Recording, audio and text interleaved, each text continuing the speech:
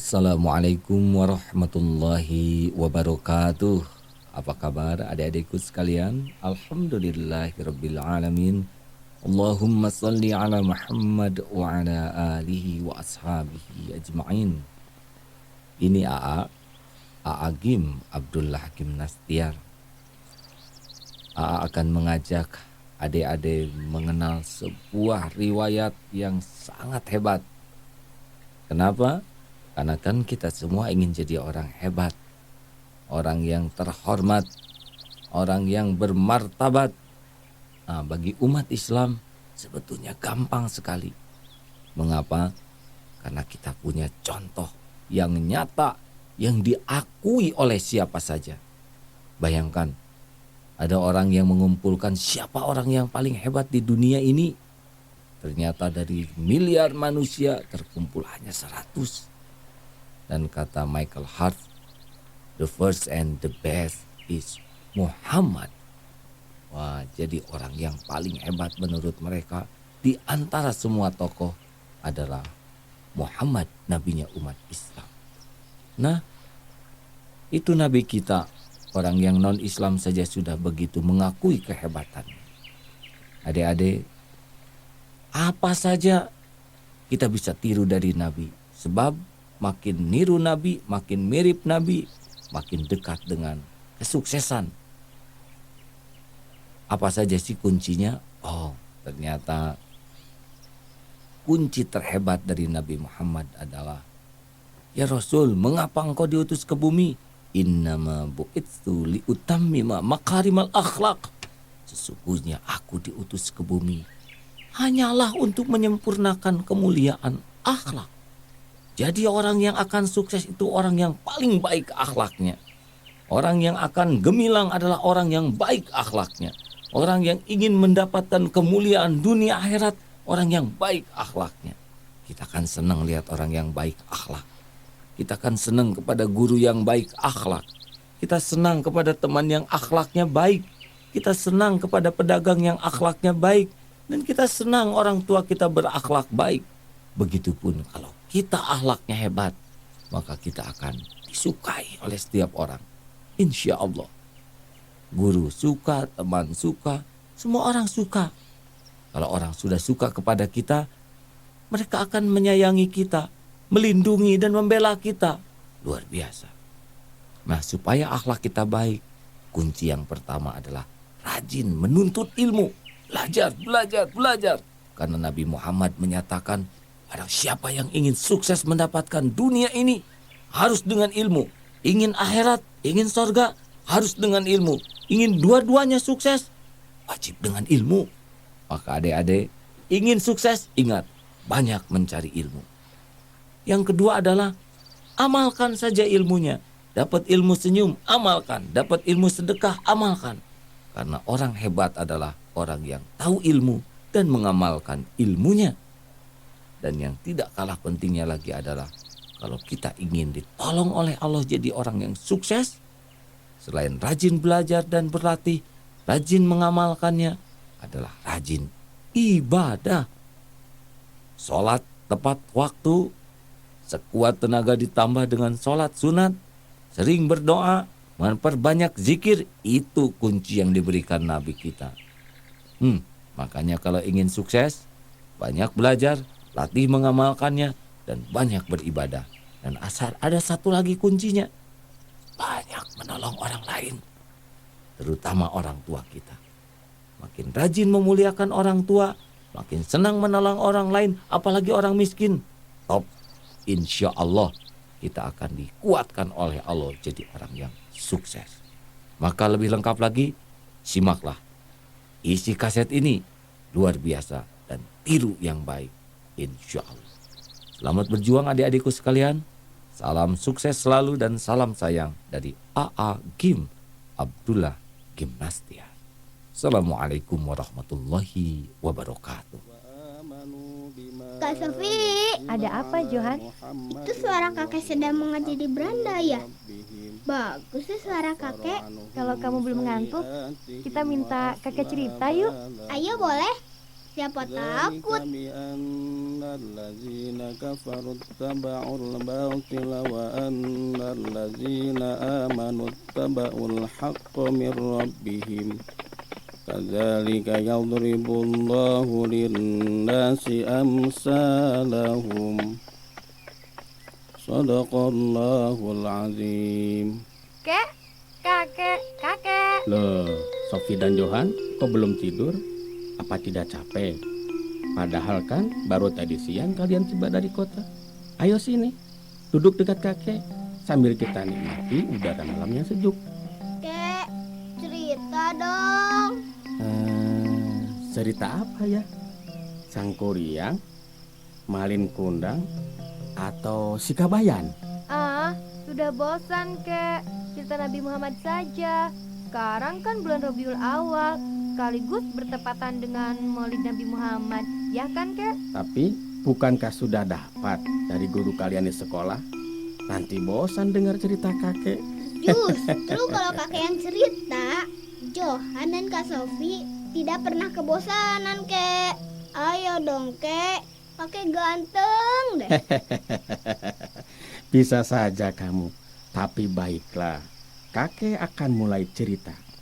Dengarkan baik-baik ya.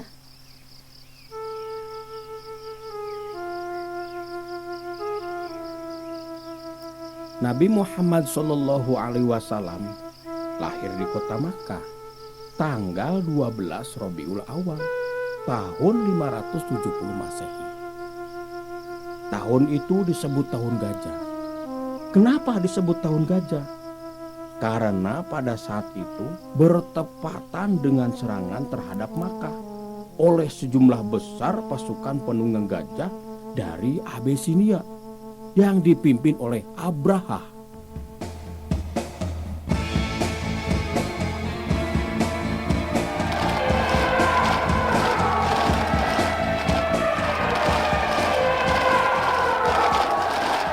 Lihat pasukan, di depan kita itulah kota Mekah. Aku, Abraha al-Asram, penguasa Abisinia di Yaman.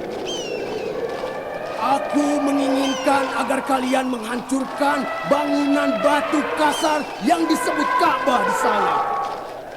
Ke rumah suci itulah setiap tahun orang-orang Arab datang berziarah.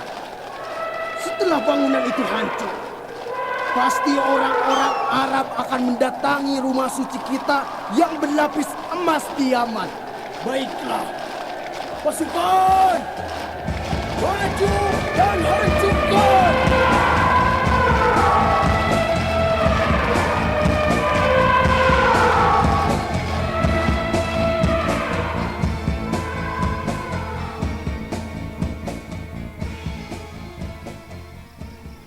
Tetapi Allah tidak membiarkan rumah suci Ka'bah yang dibangun oleh Nabi Ibrahim dan putranya Nabi Ismail alaihissalam itu dihancurkan. Allah mengirim pasukannya berupa burung-burung ababil yang melempari pasukan Abraha dengan batu-batu yang keras membakar.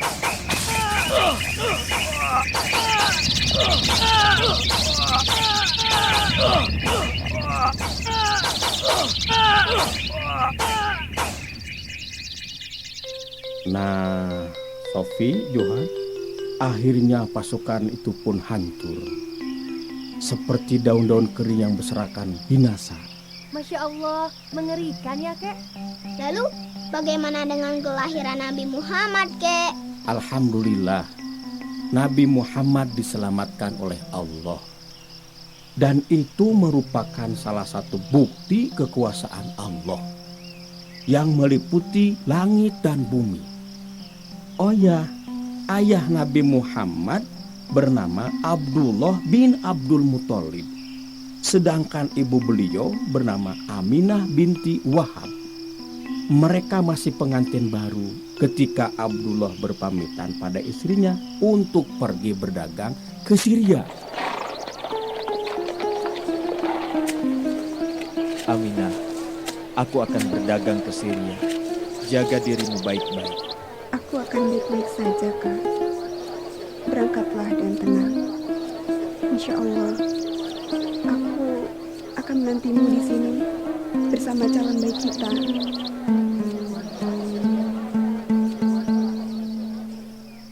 Akhirnya Abdullah pun berangkat. Tetapi malam, ia jatuh sakit di Madinah dan tak lama kemudian meninggal dunia. Kanda, aku sangka begitu cepat engkau pergi. Semoga aku mampu menjaga dan membesarkan bayi kita, agar kau bisa melihatnya dengan bangga di alam sana. Selang beberapa waktu, Aminah pun melahirkan. Abdul Muthalib, kakek sang bayi, dengan amat bangga membopong cucunya itu menuju Ka'bah. Abdullah, putramu telah lahir. Aku akan menyayanginya seperti aku dulu menyayangimu, Abdullah. Akan kuberi nama putramu ini Muhammad. Artinya yang terpuji. Sebab aku menginginkan ia akan menjadi orang yang terpuji bagi Tuhan di langit dan bagi makhluknya di bumi.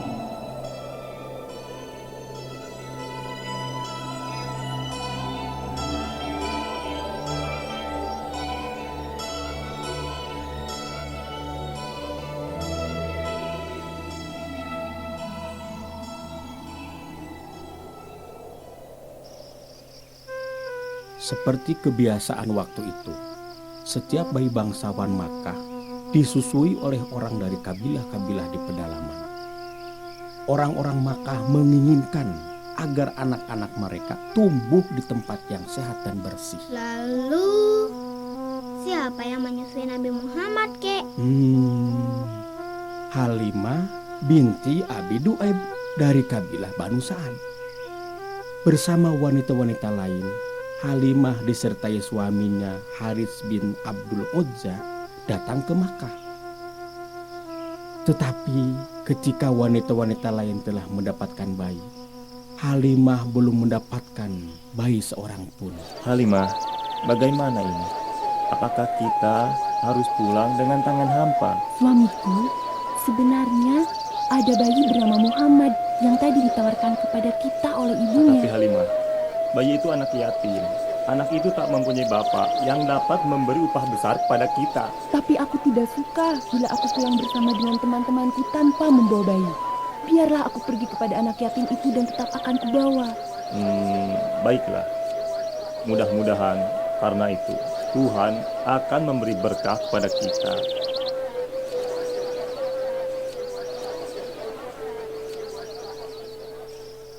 Jadi, akhirnya Nabi Muhammad disusui oleh Halimah, kek. Benar, Sofi. Walaupun awalnya terpaksa, akhirnya Halimah amat berbahagia. Karena seperti yang diharapkan suaminya, kedatangan Muhammad kecil membawa berkah. Kambingnya gemuk-gemuk dan rumput-rumput pun menjadi banyak.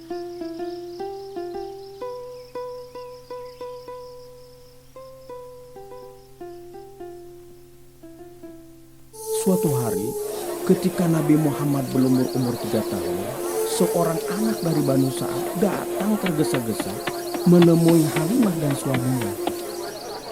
Umi, saudaraku yang dari Quraisy itu telah diambil oleh 2 orang laki-laki berbaju putih. Dia dibaringkan, perutnya dibedah, sambil dibolak-balikan. Aduh, Muhammad. Cepat, tunjukkan tempatnya pada kami, nak. Muhammad kecil berkata, "Aku didatangi oleh 2 laki-laki berpakaian putih. Aku dibaringkan, lalu perutku dibedah. Mereka mencari sesuatu di dalamnya, dan aku sendiri tidak tahu apa yang mereka cari." Begitulah kata Muhammad kecil. Siapa kedua orang itu, kek? Kedua orang itu adalah malaikat yang diutus Allah untuk membersihkan hati Muhammad kecil dan mempersiapkannya menerima kenabian. Lalu setelah dikembalikan ke Makkah, Muhammad kecil diasuh oleh bundanya Aminah dan kakeknya Abdul Muthalib. Ketika Muhammad berumur 6 tahun, Aminah mengajaknya pergi ke Madinah. Nak, ibu akan membawamu pergi mengunjungi makam ayahmu di Madinah. Sekaligus memperkenalkan kamu dengan saudara-saudara ibu dari keluarga Najjar yang tinggal di sana. Lalu berangkatlah Aminah membawa Muhammad disertai seorang pembantu wanita, Ummu Aiman. Setelah sebulan tinggal di Madinah, mereka pun kembali ke Makkah. Tetapi di sebuah dusun bernama Abwa, Aminah jatuh sakit dan meninggal dunia. Kini akhirnya Muhammad kecil telah menjadi yatim piatu. Lalu selanjutnya siapa yang memelihara beliau? Abdul Muthalib, kakeknya. Tetapi ketika Muhammad berumur 8 tahun, Abdul Muthalib pun meninggal dunia. Kemudian dengan siapa Nabi Muhammad kecil tinggal? Dengan paman beliau yang bernama Abu Thalib. Walaupun mempunyai banyak anak dan tidak kaya, tetapi Abu Thalib menyayangi Muhammad melebihi anaknya sendiri. Sampai-sampai begitu sayangnya hingga ia mengajak Muhammad pergi berdagang ke sana. Di tengah perjalanan itulah seorang pendeta bernama Buhairo melihat tanda-tanda kenabian pada diri Muhammad. Abu Thalib, cepat bawa pergi keponakanmu dari sini. Sungguh aku melihat tanda-tanda istimewa pada diri anak ini. Aku khawatir bila orang Yahudi melihat tanda-tanda ini, mereka akan berbuat jahat kepadanya. Abu Thalib pun segera membawa Muhammad pulang. Sejak itu ia tidak lagi pergi berdagang. Akhirnya Muhammad pun membantu pamannya mencari nafkah dengan menggembala kambing. Tahukah kalian bahwa setiap nabi yang diutus Allah pernah menjadi gembala kambing? Nabi Musa, Nabi Daud, dan Nabi Isa contohnya. Saat menggembala itulah Muhammad memikirkan penciptaan alam semesta ini. Bulan berganti bulan, tahun berganti tahun. Akhirnya Muhammad pun tumbuh dewasa dan menjadi pemuda yang gagah. Matanya indah dan pandangannya tajam. Hidungnya halus, dadanya bidang, dan warna kulitnya terang serta jernih. Bila beliau berjalan, badannya agak condong ke depan, melangkah cepat-cepat dan pasti. Pandangan matanya berwibawa.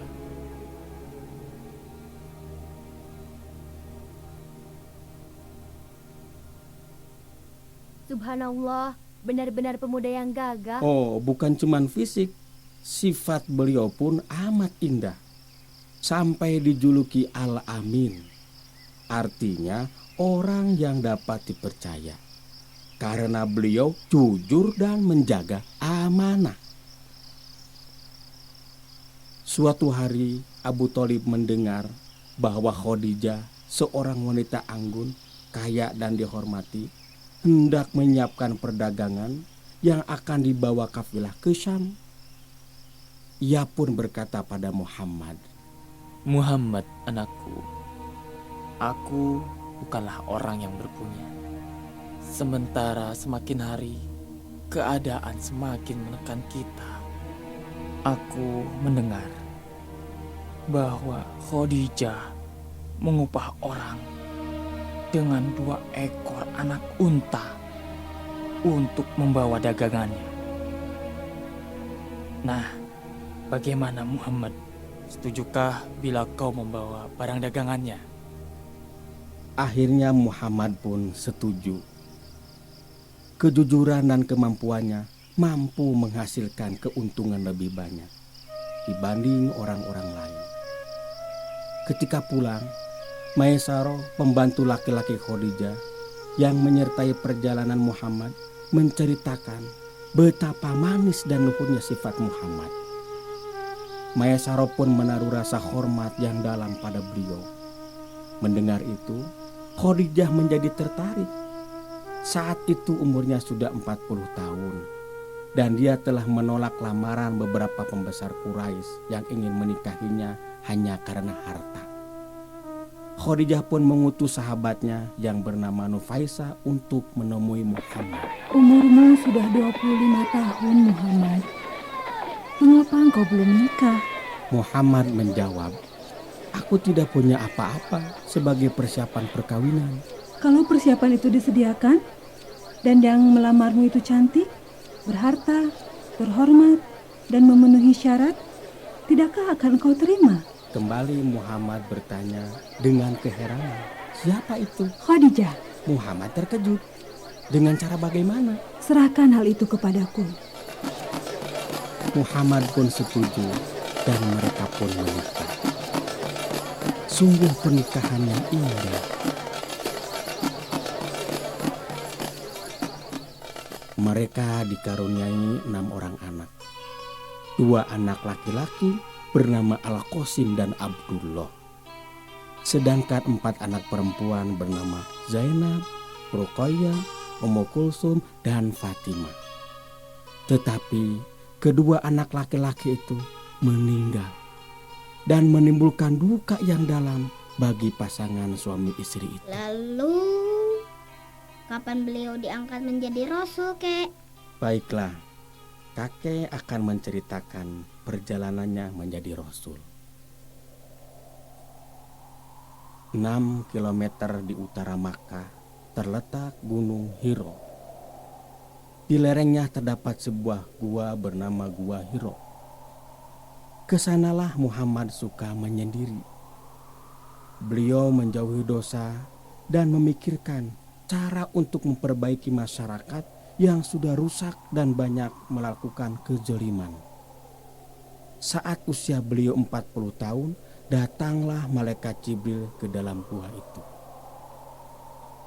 Iqra, bacalah ya Muhammad.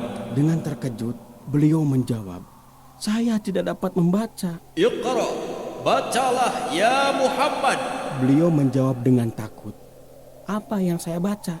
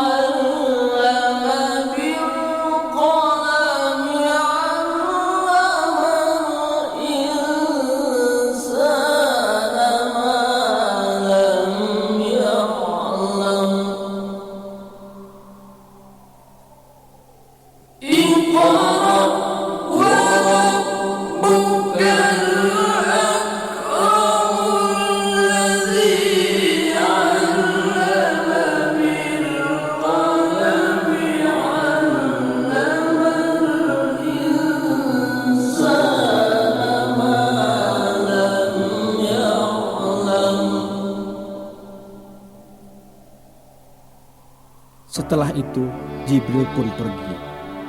Nabi Muhammad keluar gua dengan kebingungan. Dalam hatinya bertanya, siapa yang menyuruhnya membaca itu?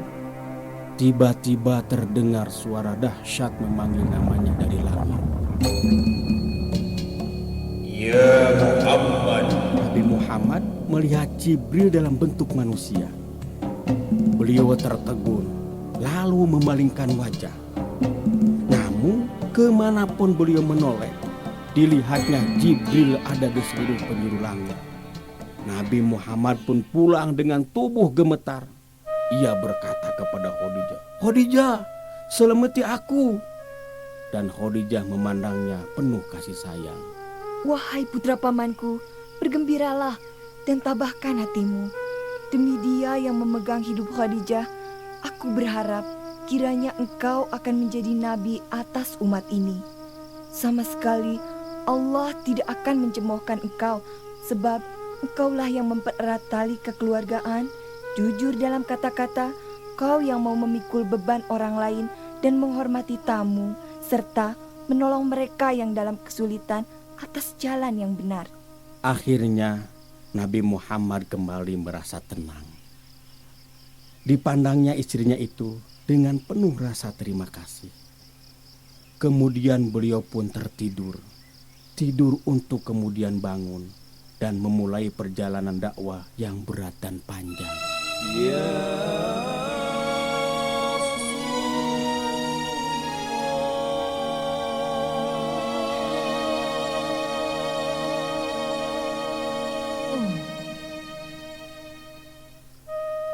Setelah peristiwa itu, Khadijah mengajak Rasulullah menemui Warokoh bin Naufal, sepupu Khadijah.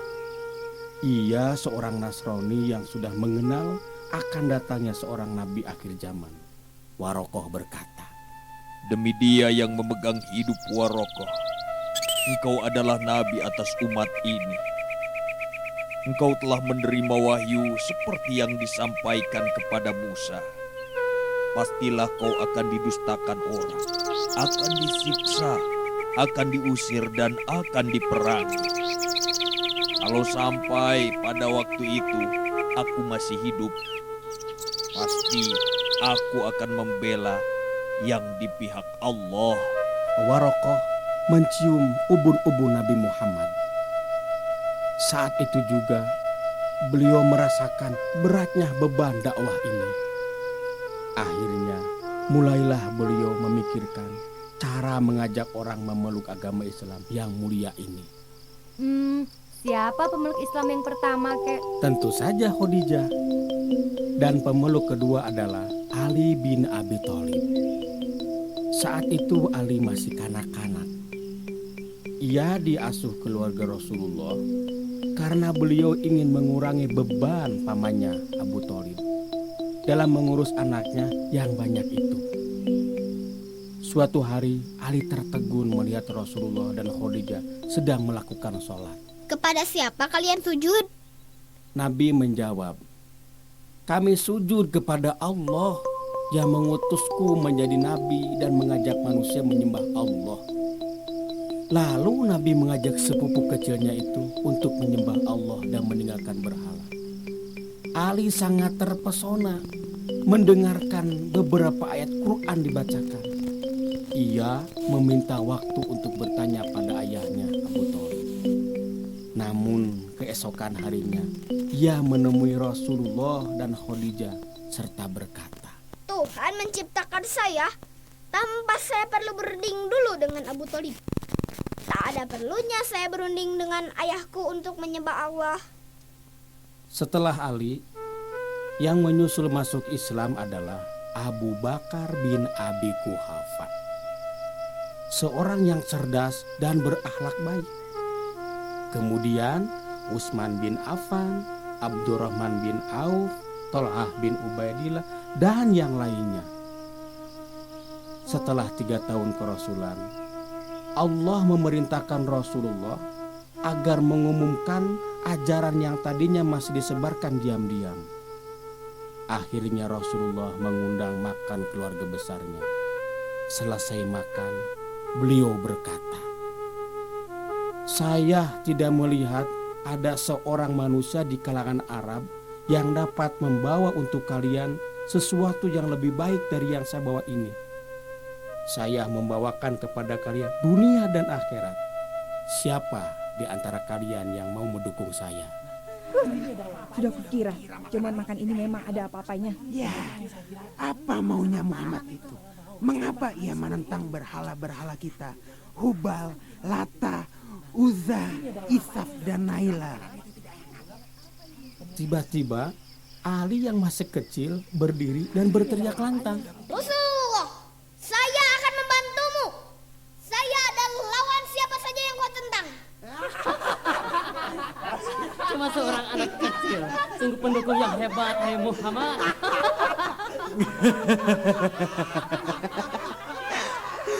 Tetapi itu lebih baik daripada tidak ada yang mendukung, bukan?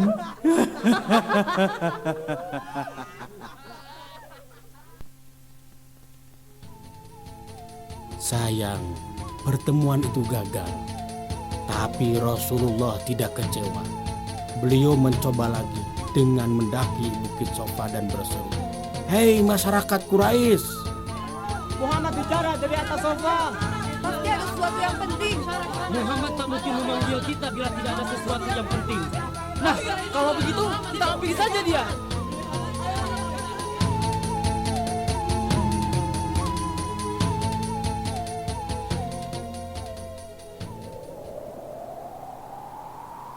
Kemudian Rasulullah berkata kepada mereka, "Bagaimana pendapat kalian kalau kuberitahukan bahwa di balik permukaan bukit ini ada pasukan berkuda yang siap menyerang Makkah? Percayakah kalian semua?" Ya, engkau tidak pernah disangsikan. Belum pernah kami melihat engkau berdusta. Maka Rasulullah pun berseru, "Aku mengingatkan kalian sebelum menghadapi siksa yang sungguh berat. Wahai Banu Abdul Muthalib, Banu Abdul Manaf, Banu Zuhra, Banu Taim, Banu Makhzub dan Banu Asad. Allah memerintahkan aku memberi peringatan kepada keluarga-keluarga dekatku demi kepentingan dunia dan akhirat. Ucapkanlah la ilaha illallah."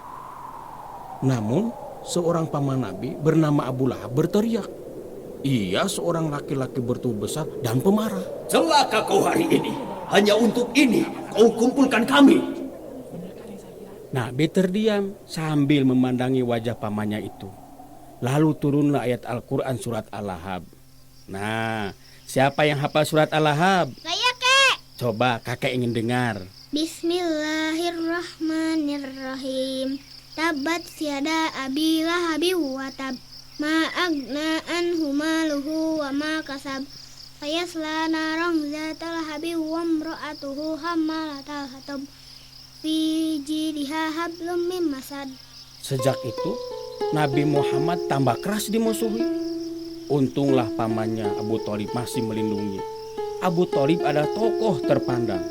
Tak seorang pun berani mengganggu Rasulullah selagi Abu Thalib masih ada.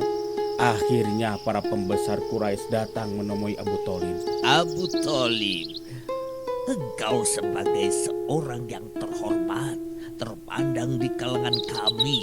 Kami telah minta supaya menghentikan kemenakanmu itu, tetapi tidak juga kau lakukan. Kami tidak akan tinggal diam terhadap orang yang memaki-maki nenek moyang kita, tidak menghargai harapan-harapan kita, dan mencela berhala-berhala kita. Sebelum kau suruh dia diam atau sama-sama kami lawan dia hingga salah satu pihak nanti binasa. Abu Thalib merasa berat untuk bermusuhan dengan masyarakatnya. Namun, ia juga tak sampai hati membuat Muhammad, keponakannya itu, kecewa. Ketika ia menyampaikan hal itu pada Rasulullah, Rasulullah menjawab, "Paman, demi Allah, kalaupun mereka meletakkan matahari di tangan kananku dan meletakkan bulan di tangan kiriku dengan maksud supaya aku meninggalkan tugas ini, sungguh tidak akan kutinggalkan. Biar nanti Allah yang akan membuktikan kemenangan itu di tanganku atau aku binasa karenanya." Abu Thalib terpesona akan jawaban itu sehingga ia berkata, "Anakku, katakanlah sekehendakmu. Bagaimanapun juga, aku tidak akan pernah menyerahkan kau pada mereka." Sejak saat itu, mulailah penyiksaan para pemeluk Islam yang kebanyakan dari kaum miskin atau budak. Contohnya Bilal, seorang budak hitam yang disiksa tuannya, Umayyah. Allahu Akbar, ringkan budak celaka ini di padang pasir. Dia terbakar tubuhnya.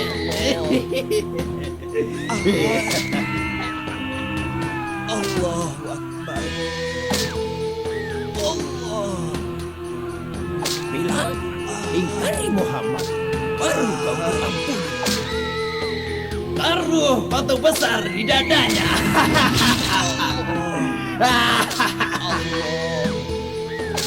Ahad. Allahu Akbar.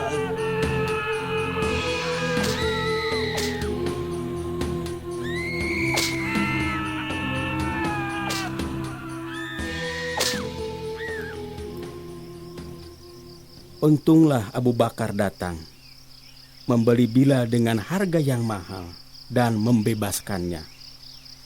Walaupun dilindungi oleh keluarganya, Rasulullah pun tak terkecuali mengalami gangguan-gangguan. Ummu Jamil, istri Abu Jahal, pernah melemparkan kotoran dan najis ke rumah Nabi. Tetapi beliau tidak membalas, cukup membuangnya. Saat sedang sholat, Abu Jahal pun pernah melemparkan isi perut kambing yang sudah disembelih kepada beliau. Sampai-sampai Fatimah, putri Rasul, menangis sambil membersihkan tubuh ayahnya. Tetapi beliau dan umatnya tetap tabah dan terus berdakwah dengan semakin gencar. Siksaan terus bertambah gencar. Bahkan beberapa muslim terbunuh, seperti orang tua Ammar bin Yasir, Sumayyah, ibu Ammar dan Yasir, ayah Ammar, dibunuh dengan sadis karena mereka beriman. Namun sedikit demi sedikit kemajuan mulai tampak. Antara lain dengan masuk Islamnya salah seorang pejuang hebat Quraisy, yaitu Hamzah bin Abdul Muthalib, paman Nabi sendiri. Beliau adalah teman sepermainan Nabi sejak kecil.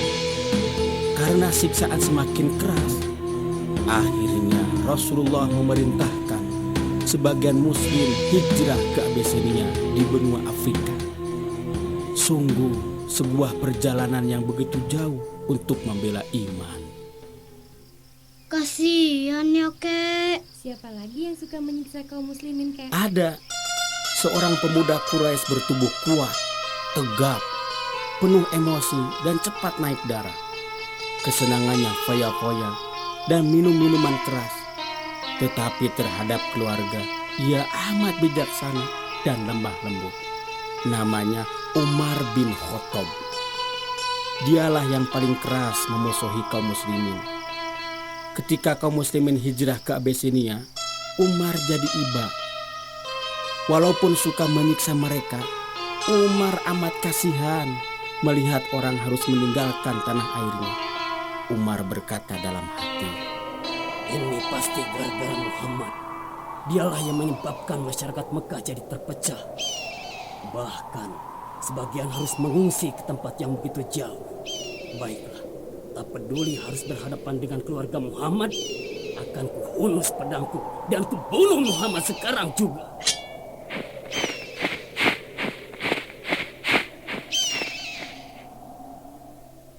Tetapi di tengah jalan, ia bertemu dengan Nu'aim bin Abdullah. Setelah mengetahui maksud Umar, Nu'aim berkata, Umar, engkau menipu diri sendiri. Kau kira keluarga Abdul Manaf akan membiarkan kau merajalela begini sesudah engkau membunuh Muhammad? Tidak lebih baik kau pulang saja ke rumah dan perbaiki keluargamu sendiri. Siapa yang kau maksud dengan keluargaku sendiri? Siapa di antara mereka yang berani memeluk agama Muhammad tanpa seizinku? Fatimah binti Khattab, adikmu sendiri beserta suaminya Said bin Zaid. Apa? Baiklah, akan kubereskan mereka.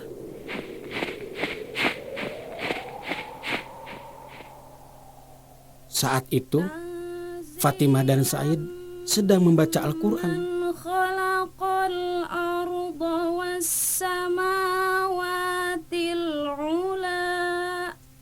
Umar mengetuk pintu rumah adiknya keras-keras. Mendengar Umar datang, mereka menyembunyikan lembaran Al-Quran itu. Hei, aku mendengar suara bisik-bisik. Apa itu? Tidak ada apa-apa. Jangan, Kak. Aku tahu. Kalian sudah menjadi pengikut Muhammad dan memeluk agamanya. Iya, kami sudah Islam. Sekarang, lakukan apa saja. Silahkan. Namun, melihat darah di wajah adiknya, Umar menjadi iba. Ia bahkan minta izin dengan lembut untuk membaca lembaran Al-Quran yang tadi disembunyikan.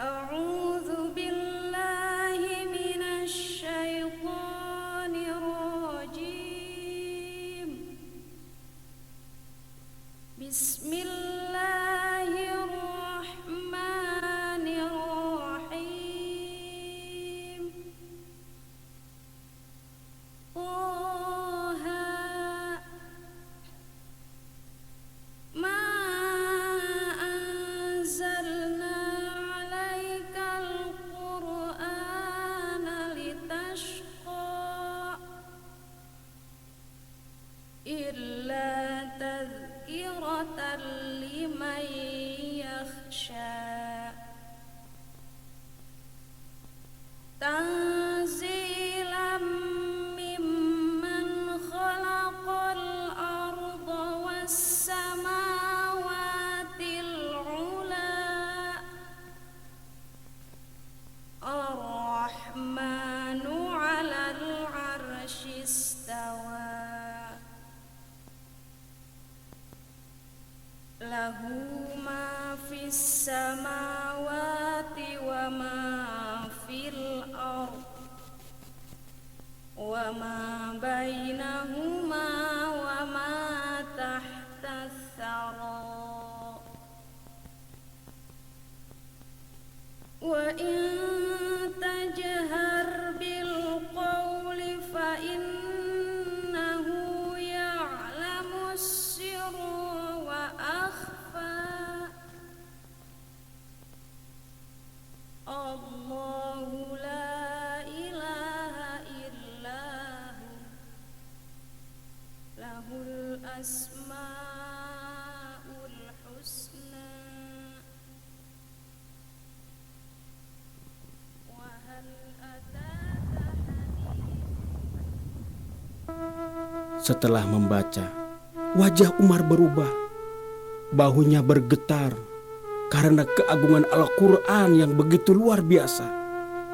Maka kemudian Umar menghadap Nabi dan menyatakan keislamannya. Dengan Islamnya Umar dan Hamzah, barisan kaum muslimin menjadi semakin kuat.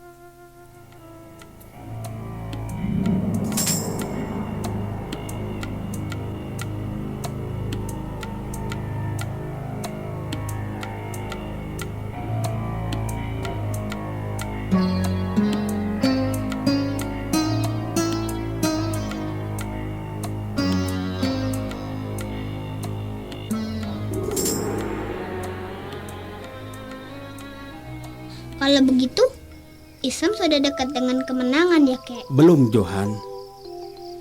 Kemenangan masih jauh. Karena Quraisy kini menggunakan cara lain. Melihat Rasulullah dan pengikutnya semakin teguh, mereka melarang semua orang untuk berhubungan dalam hal apapun dengan kaum muslimin. Nabi dan sebagian pengikutnya dikucilkan dan dibiarkan kelaparan. Al-Quran begitu indah, adakah pembesar Quraisy yang terpengaruh keindahannya, Kak? Oh, banyak. Orang-orang pintar Quraisy yang masuk Islam karena keindahannya. Di antaranya Tufail Ad-Dawsi, seorang penyair yang terpesona ketika Rasulullah membacakan ayat-ayat Al-Quran. Bahkan sebenarnya diam-diam Abu Sufyan bin Harb, Abu Jahal bin Hisham, dan Al-Ahnas bin Syarik juga mengagumi Al-Quran. Suatu malam, tanpa saling memberitahu, mereka masing-masing mengendap-endap ke rumah Nabi dan mendengarkan ayat Al-Quran dibacakan. Ketika saling bertemu, ketiganya merasa amat malu. Kenapa kalian di sini? Ini benar-benar memalukan. Bila masyarakat tahu kita seperti ini, kita akan ditertawakan dan kedudukan kita menjadi lemah. Ingat, jangan sampai hal ini terulang lagi. Tetapi sampai 2 malam berikutnya, mereka diam-diam melakukan hal yang sama. Begitulah luar biasanya Al-Quran. Masyarakat elit Quraisy yang hidup bergelimang dosa pun sangat takut ketika mendengar ayat-ayat Al-Quran tentang neraka dibacakan. Innal ladzina kafaru bi ayatina sawfa yuslihim nara kullama nadijat juluduhum baddalnahum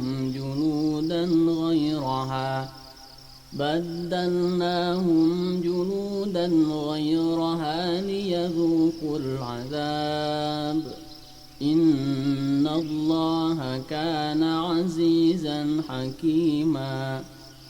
والذين آمنوا وعملوا الصالحات سندخلهم جنات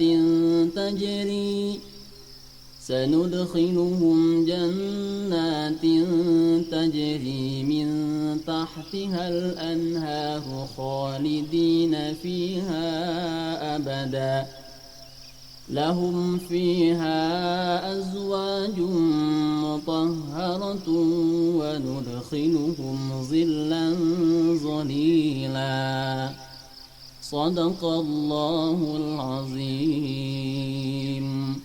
Mereka juga terpesona dengan keindahan surga seluas langit dan bumi yang dijanjikan Allah.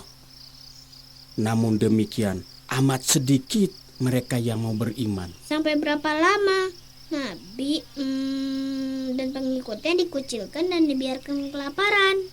3 tahun. Tapi bagaimana ceritanya ya sampai pengucilan itu berakhir?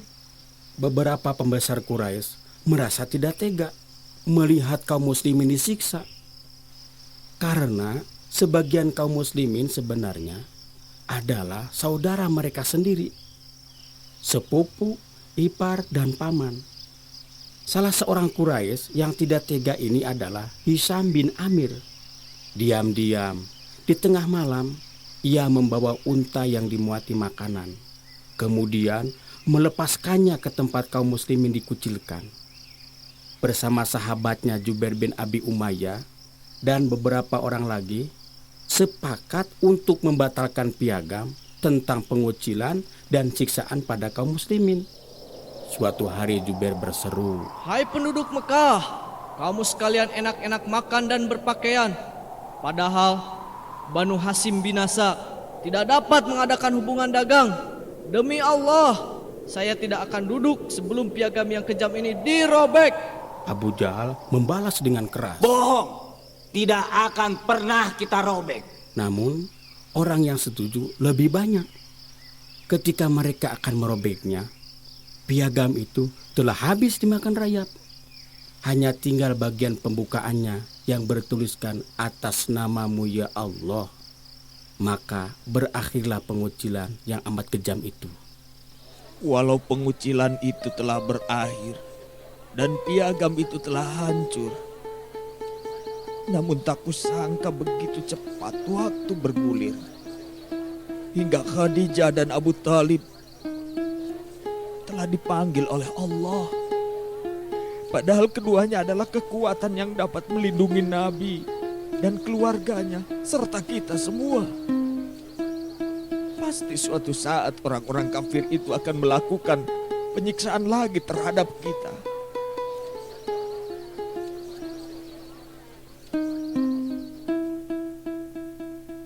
Lalu apa yang terjadi setelah keduanya wafat, Kek?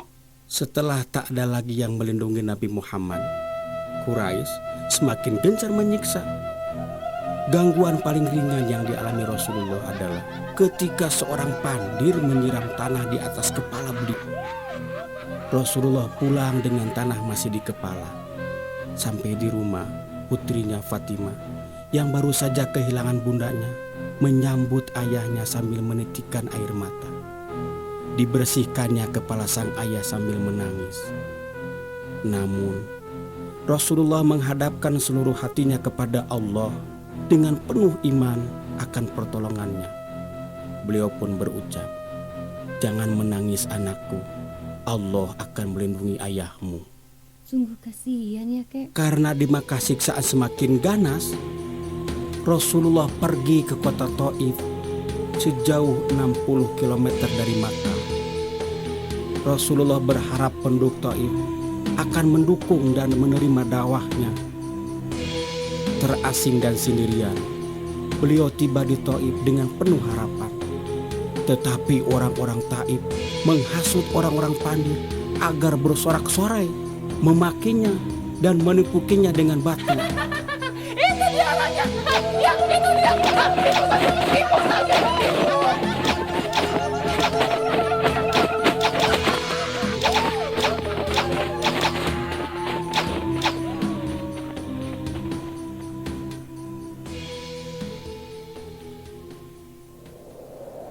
Akhirnya Rasulullah beristirahat di sebuah kebun milik Utsbah dan Syaibah. Rasulullah pun berdoa dengan amat mengharukan.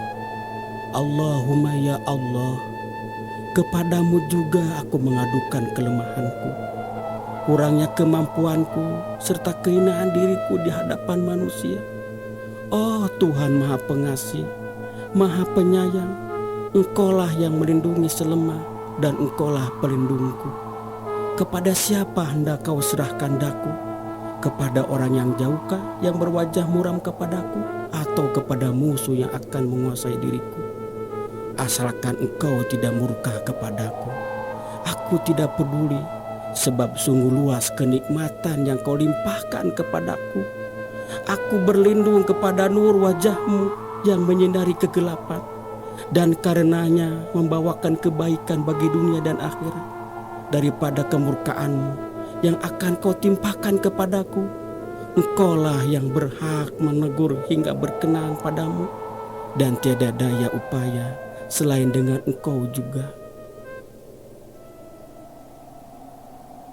Utsbah dan Syaibah, seorang pemilik kebun, melihat Rasulullah dari jauh dengan perasaan iba.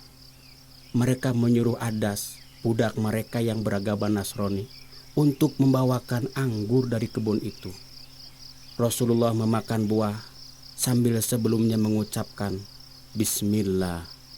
Adas memandangnya dengan heran. Kata-kata ini tidak pernah diucapkan oleh penduduk negeri ini. Aku berasal dari Ninive. Rasulullah berkata, oh, dari negeri orang baik-baik Yunus bin Matta? Dari mana Tuhan kenal nama Yunus bin Matta? Rasulullah menjawab, dia saudaraku, dia seorang nabi, dan aku juga nabi. Saat itu juga Adas membungkuk, mencium kepala, tangan, dan kaki Rasulullah.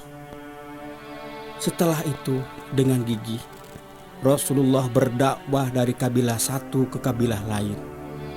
Tetapi semuanya menolak beliau. Rasulullah mempererat tali persaudaraannya kepada Abu Bakar dengan menikahi putri Abu Bakar, Aisyah. Rasulullah juga menikahi Saudah, seorang janda yang ditinggal mati suaminya. Saat itulah peristiwa Isra dan Mi'raj terjadi. Isra adalah perjalanan Nabi dari Makkah ke Masjidil Aqsa di Baitul Maqdis. Mi'raj adalah perjalanan ke langit dan bertemu Allah. Semuanya terjadi hanya dalam satu malam.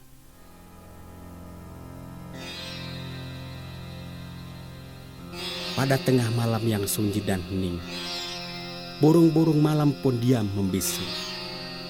Binatang-binatang buas sudah berdiam diri. Gemercik air dan siulan angin juga sudah tak terdengar lagi. Ketika itu Rasulullah terbangun oleh suara yang memanggilnya. Hai orang yang sedang tidur, bangunlah. Ketika Nabi terbangun, di hadapannya sudah berdiri malaikat Jibril dengan wajah yang putih berseri dan berkilauan seperti salju. Melepaskan rambutnya yang terurai dengan mengenakan pakaian berumbaikan mutiara dan emas. Dan dari sekelilingnya sayap-sayap yang beraneka warna bergelaparan. Tangannya memegang seekor hewan, yaitu buruk, yang sayapnya seperti elang. Hewan itu membungkuk di hadapan Rasul, dan Rasul pun naik. Maka meluncurlah buruk itu seperti anak panah membumbung di atas pegunungan Makkah, di atas pasir-pasir Sahara menuju ke arah utara. Dalam perjalanan itu ia ditemani malaikat, lalu berhenti di Gunung Sinai di tempat Allah berbicara dengan Musa. Kemudian berhenti lagi di Baitul Lahim, tempat Nabi Isa dilahirkan. Sesudah itu meluncur di udara. Seterusnya mereka sampai di Baitul Maqdis. Rasul mengikatkan hewan kendaraannya itu di puing-puing Masjid Sulaiman. Ia salat bersama-sama Ibrahim, Musa dan Isa. Kemudian dibawakan tangga yang lalu dipancangkan di atas batu Yakub. Dengan tangga itu, Rasul cepat-cepat naik ke langit. Langit pertama terbuat dari perak murni dengan bintang-bintang yang digantungkan dengan rantai-rantai emas. Tiap langit itu dijaga oleh malaikat. Di langit inilah Rasulullah memberi hormat kepada Adam. Di tempat ini pula semua makhluk memuja dan memuji Allah. Pada keenam langit berikutnya, Muhammad bertemu dengan Nuh, Harun, Musa, Ibrahim, Daud, Sulaiman, Idris, Yahya, dan Isa.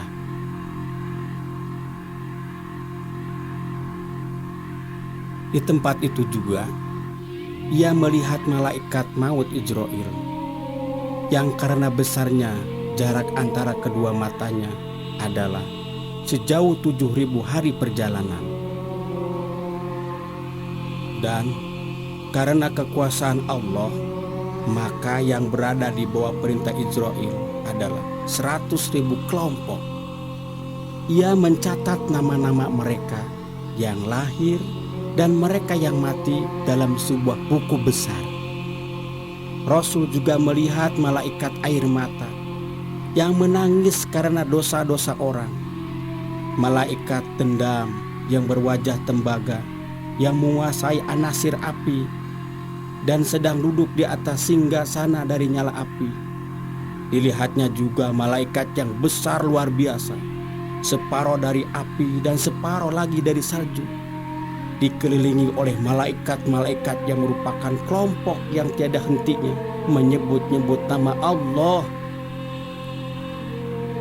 Ya Allah, Engkau telah menyatukan salju dengan api, telah menyatukan semua hamba-Mu setia menurut ketentuan-Mu.